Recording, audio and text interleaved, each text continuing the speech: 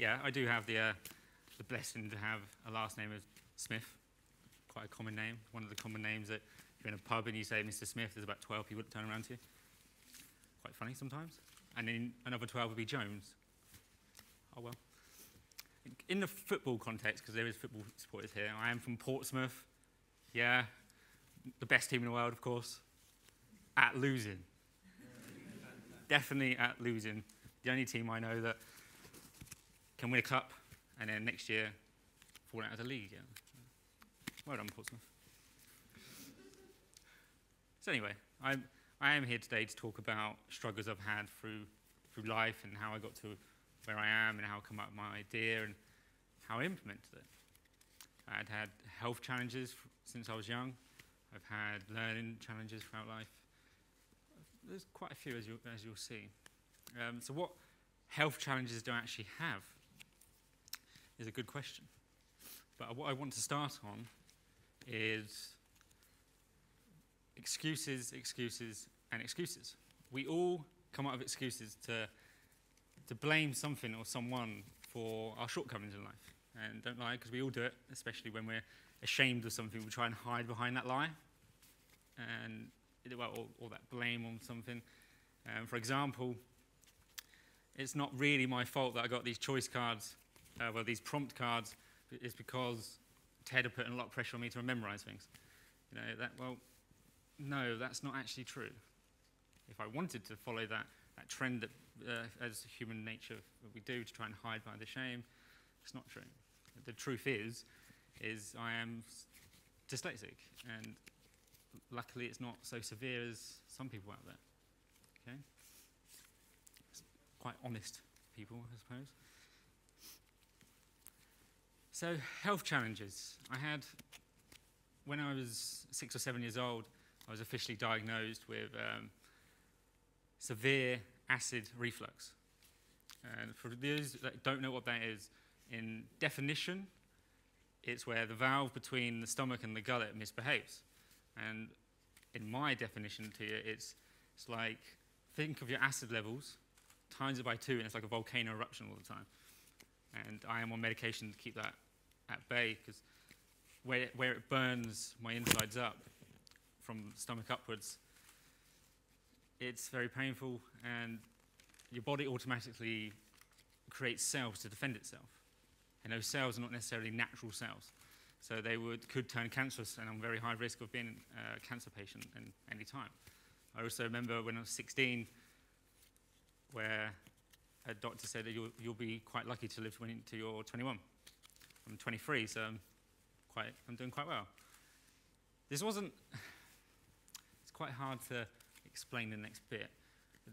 The other medical diagnostic I have that went along with this was called hiatus hernia, which is where the stomach squeezes into the gullet, parts of it. And as you can imagine, putting these two together, it's quite deadly.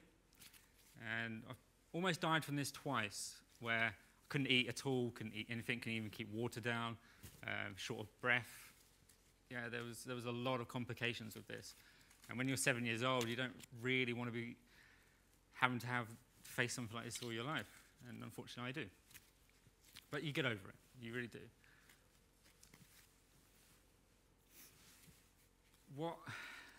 How I got over this, I remember I was about 8, 9 years old. I was still on foods that are always blended, like baby food almost. And it was very difficult.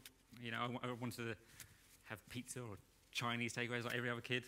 I couldn't. I was on baby food all the time for at least a year and a half. I put on 1.5 stone that time. And I was really, really malnourished this time. It was,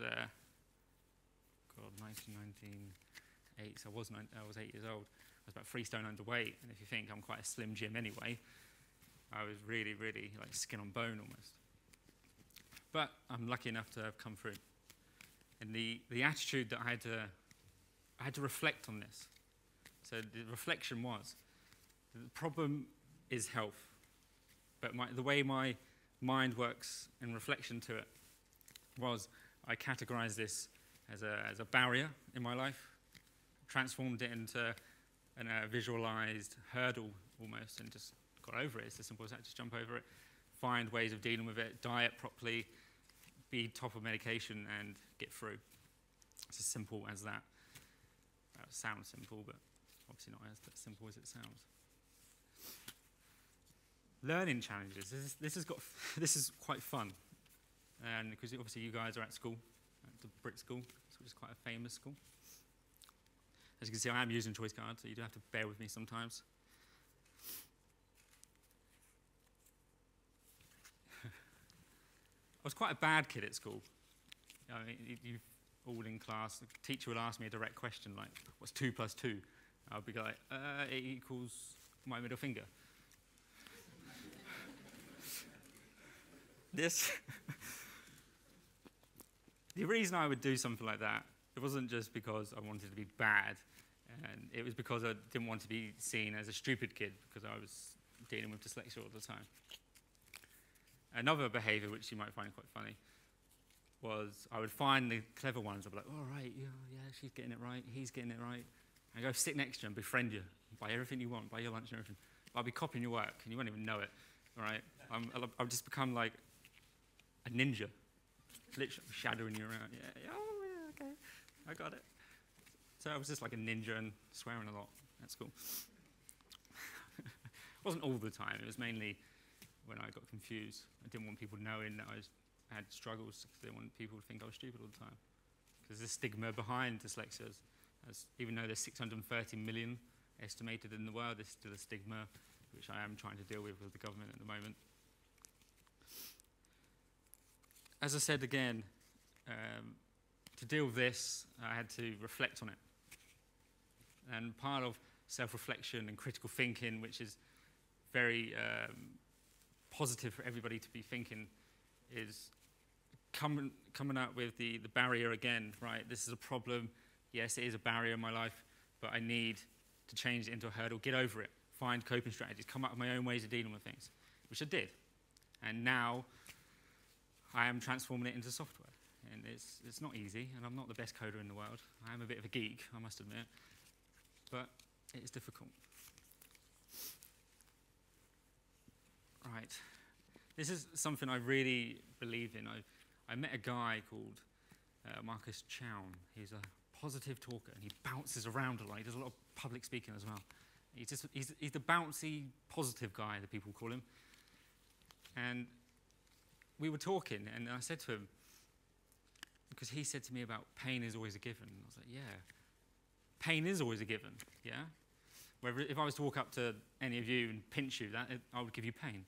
But if I was to walk up to someone else and say, oh yeah, and be racial towards you, or to be horrible to you, yes, it is pain. Of course it is pain. Emotional, physical pain. They all reflect on each other, of course. However, how you reflect on that really does affect your life. It really will. So, this is how the saying goes now. Pain is a given. Suffering is optional.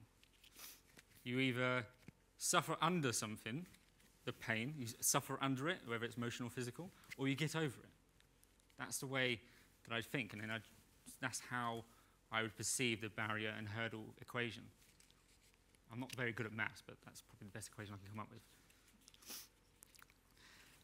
I started the business here in March. Not exactly sure when, it's probably late March. And we are working on mobile software for dyslexic people like myself, and I've got 6 people in my team with me working on it. And what we like to see and what we like to create is a platform that every dyslexic person will be able to download it and make it their own, make it completely unique. Because aren't we all different anyway? I can't say this man here is exactly the same as the other man over there, just because he's a man. Or this woman is exactly the same as the woman over there. It's not normal.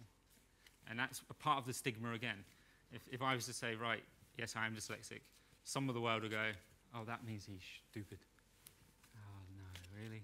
You know, it's a modern age. We need to grasp things and deal with things a lot easier. An example, this is, I think you'll quite like this. I've been driving, well, I haven't been driving actually, because my driving's not exactly the best. But I've been learning to drive for 3 years, off and on with driving instructors. And the funny thing is, I think he's very impatient, and he thinks I'm stupid.